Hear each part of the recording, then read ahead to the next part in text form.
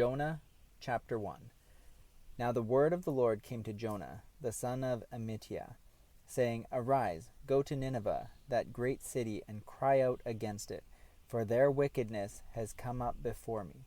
But Jonah arose to flee to Tarshish from the presence of the Lord. He went down to Joppa and found a ship going to Tarshish. So he paid the fare and went down into it, to go with them to Tarshish from the presence of the Lord. But the Lord sent out a great wind on the sea, and there was a mighty tempest on the sea, so that the ship was about to be broken up.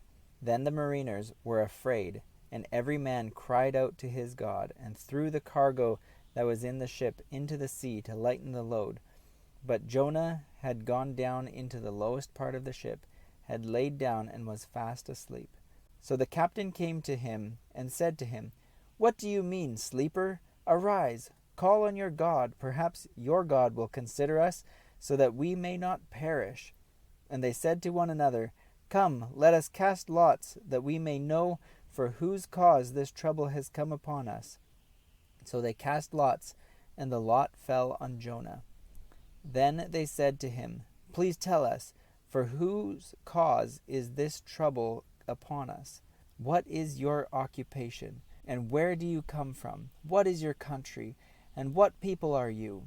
So he said to them, I am a Hebrew, and I fear the Lord, the God of heaven, who made the sea and the dry land. Then the men were exceedingly afraid, and said to him, Why have you done this? For the men knew that he fled from the presence of the Lord, because he had told them. Then they said to him, What shall we do to you, that the sea may be calm for us? For the sea was growing more tempestuous. And he said to them, Pick me up and throw me into the sea. Then the sea will become calm for you. For I know that this great tempest is because of me. Nevertheless, the men rowed hard to return to land, but they could not, for the sea continued to grow more tempestuous against them. Therefore they cried out to the Lord and said, We pray, O Lord, please do not let us perish for this man's life, and do not charge us with innocent blood. For you, O Lord, have done as it pleased you.